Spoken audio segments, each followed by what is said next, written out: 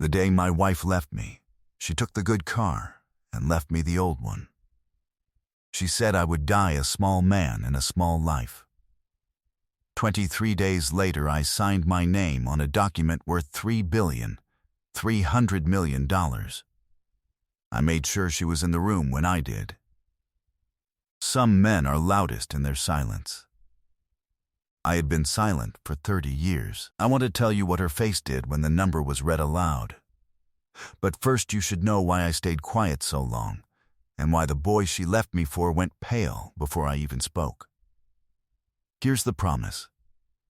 By the end of this, you will watch a woman who thought she'd thrown away a nobody learn exactly what she gave away, in front of everyone she wanted to impress. If you want to see that, subscribe now.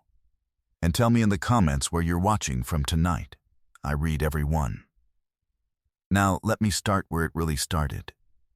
My name is Kenji. To my wife, I was a tired man who ran a failing import business. That is what she believed for 9 years. That is what I let her believe. The truth sat under the floor of that belief like a second house. I was Oyabun, the head of a family that was not born of blood. Men twice her father's age lowered their eyes when I entered a room. I held paper on half the buildings she liked to shop in. When a decision needed making in certain parts of Tokyo, it was made by me, quietly, over tea, in rooms she would never be allowed to enter. She saw none of it. That was the point. A man in my position does not bring his work home. My wife married a soft businessman on purpose, and I gave her the soft businessman on purpose, and for a long time we were both getting what we thought we wanted. Here is the part the story needs you to understand. I did not hide my worth to trick her. I hid it to protect her. There is a difference, and she never learned it. At home, I was patient. I remembered her mother's birthday. I warmed the car before she came outside in winter. I held my temper when hers went. I was good to her in the small daily ways that no one sees and everyone needs. She called it boring. The first crack was a name, Sho. He was 29. She was 50. He taught a fitness class she started attending 4 times a week. He had a bright laugh and a flat stomach and no idea what a hard year costs a man. She started coming home late. She started comparing. He has energy, she told me once, across the dinner I had cooked. You just sit there. I sat there. Because a man who has learned to sit still in dangerous rooms does not flinch at an insult over rice. Then came the money talk. She thought we had almost none. She thought the import business was drowning. I never corrected her, because the accounts she could see were meant to look thin, and the accounts she could not see were not her business. So she believed she was married to a failure with an old car and a colder heart than a younger man could offer. One Tuesday I came home and the good car was gone. So was she. The note was short. She'd taken what she called her share, which was most of the furniture and all of the jewelry and the newer of 2 vehicles. She said Sho understood her. She said I had wasted her best years.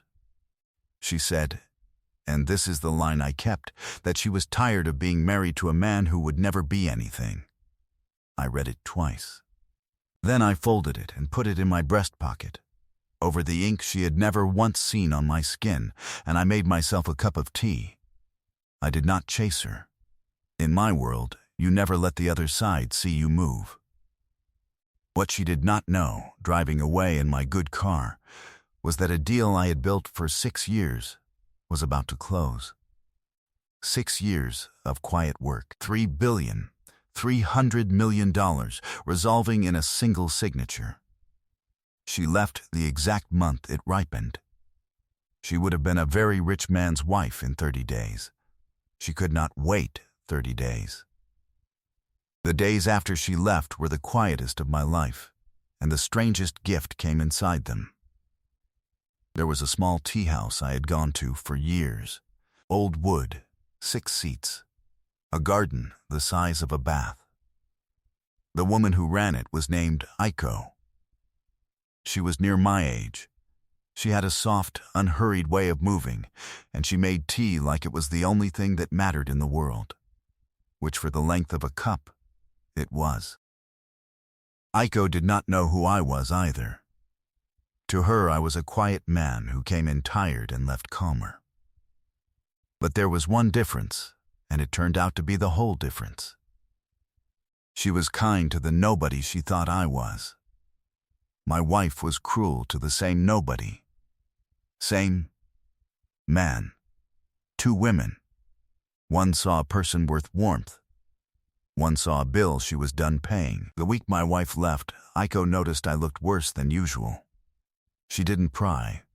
She just set down a second cup, sat across from me, and said, "Bad season?" "Bad season," I said. "They pass," she said. "The garden looks dead every winter. It's lying." I laughed for the first time in a month. I hadn't known I still could.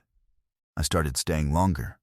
She'd talk about the plum tree or a customer or nothing. I'd hold the warm cup in both hands, a habit from being cold too often as a boy, and for an hour I was not Oyabun and not a discarded husband. I was just a man being seen by someone who wanted nothing from him. I had been rich for years. I had never once felt rich until then. She learned my small ways without being told. She learned I took my tea without sugar. She learned I liked the seat by the window. She learned that if I went silent, I wasn't cold, only tired, and she'd simply pour again and let me be. My wife had spent 9 years beside me and never learned any of it. Aiko learned it in a month, for free, from a man she thought had nothing to give her. One afternoon a storm came in fast. The other seats emptied. Aiko didn't rush me out. She lit a small lamp, set a plate of something warm in front of me, and said, "No one should drive in that." So I stayed. We talked until the rain quit. She told me about her husband, gone 6 years. I told her about a wife who was leaving. We were two people the world had set down, sitting in a warm room, and neither of us was in a hurry to be anywhere else. I did not tell her what I was. Not yet. I wanted, just once, to be liked by someone who had no reason to fear me and no reason to use me. It turns out that is the rarest thing a powerful man can buy, and the one thing money cannot. Meanwhile, across the city, my wife was learning her new life. Sho, it turned out, had bright laughs and expensive tastes and very little of his own. She was paying. For dinners. For the gym he taught at. For a trip she'd once begged me to take her on, and I'd said not yet. Now she took it with him, on money from the jewelry she'd carried out of my house. The jewelry got sold, quietly, one piece at a time. First the small things, then the ring my mother had left. Each piece bought a few more weeks of a young man's attention. What she thought was freedom was a countdown. She just couldn't hear the clock yet. Tanaka kept me informed, though I never asked him to watch her. He simply did, the way he does everything, without being told. "The boy's already looking at someone else," he reported once. "Someone younger than her." I felt nothing when he said it. That surprised me. I had expected to feel something. A month with Aiko had quietly emptied the anger out of me, and I hadn't noticed it leaving, and she still believed she had married down. That belief was about to cost her more than any of the jewelry. My men had watched all of it, of course. My second, Tanaka, came to me one evening with a folder. He had held his tongue for weeks out of respect, but Tanaka is loyal the way Stone is loyal. "The divorce papers came," he said. "She's asking for a settlement. She thinks the business is worth almost nothing. She's asking for a small monthly sum and the apartment." He paused. "She has no idea what you're worth. Her lawyer has no idea. They're settling blind." I looked at the papers for a long time. Here is what a lesser man does. He hides the real number, lets her sign away her claim, and keeps the 3 billion clean. Legal, painless. She never learns. I did not want painless. Not because I wanted her to suffer. Because I wanted her to know. There is a difference between revenge and being seen accurately, and after 30 years of silence, I had earned the second one. Don't settle quietly, I told Tanaka. The valuation of the estate becomes public in the divorce. Let it. And the closing dinner for the deal, the one with the ministry people and the banks, make sure she's invited. As my wife. She's still my wife until the papers finalize. Tanaka almost smiled, which for him is a full celebration. She'll bring the boy. I'm counting on it, I said. The dinner was in a private room in a hotel in Ginza, the kind of room where the ceramics are older than the country the guests flew in from. Bankers, 2 men from a ministry. My family's senior people, in dark suits, seated by rank. And the deal, 6 years of my life, waiting on a table to be signed and announced. My wife arrived thinking it was a social evening for the failing husband she pitied. She wore something she'd bought on credit. She brought Sho, who wore a suit that didn't fit the room and who kept glancing at the exits the way men do when they sense they are in the wrong place and don't know why. She saw me at the head of the table and frowned. She saw the bankers turn toward me. She saw a ministry official bow to me, a real bow, held long, the kind that is given upward, not sideways. And I watched the frown start to come apart on her face. Kenji, she said, crossing to me, laughing a little too high. What is all this? Whose party is this? Mine, I said. Tanaka rose. The room quieted on its own, in the flat, formal voice used for these things. He read the terms of the agreement, the parties, the holdings, the years, and then the figure. $3.3 billion, consolidated under one name. Mine, the room said nothing. My wife said nothing. Sho went the color of the tablecloth. A banker glanced at her, then away. He understood the situation before she did. Most of them did. They had known me for years. They had never known I had a wife who pitied me. And now they were watching her learn who she'd been married to. It is a hard thing to watch a person's whole understanding of their life collapse in real time. I made myself watch anyway. I had earned that much. I let the silence sit. In my world, silence is a blade. She had spent 9 years calling it boredom. Now she got to feel the edge of it. You said, she started. Her voice shook. You said the business was failing. You let me think. I let you think what you wanted to think, I said. You were never curious about me, not once in 9 years. You looked at a quiet man and decided he was an empty one. You were wrong about the emptiness. You were only right that I was quiet. She looked around the room for help. Bankers studied their glasses. My men studied nothing at all. It is a specific loneliness to look for one friendly face in a powerful room and find none. I had felt it the night she drove off in my good car.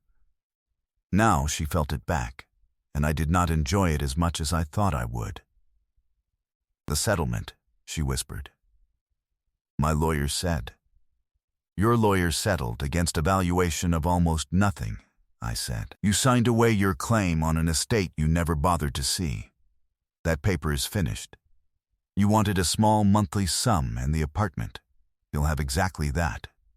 Not a yen more. You had a claim on $3 billion for 9 years and traded it for a man half your husband's worth because he could laugh louder in a fitness class.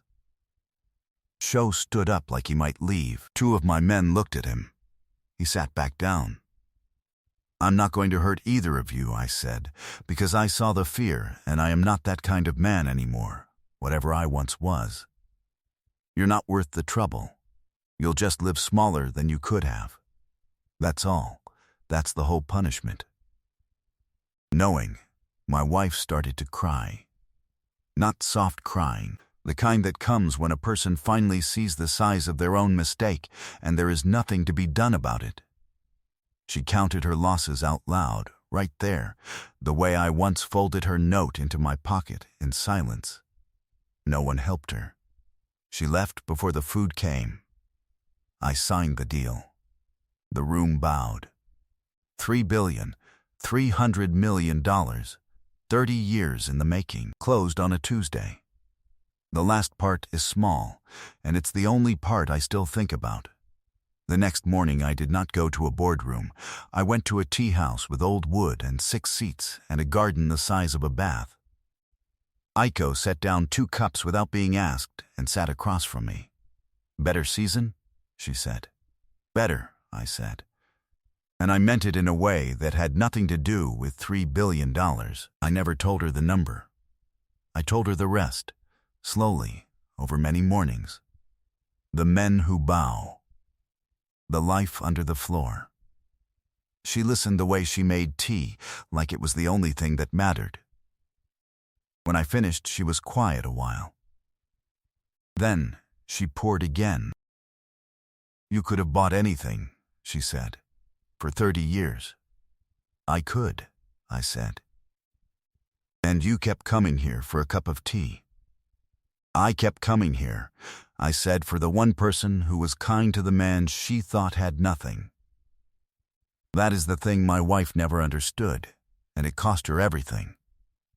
She thought worth was the number in the account. It isn't. Worth is what a person is willing to give you before they know the number. My wife gave a nobody her contempt. Aiko gave the same nobody her warmth. Only one of them was ever going to be in the room when the truth arrived. Money is loud.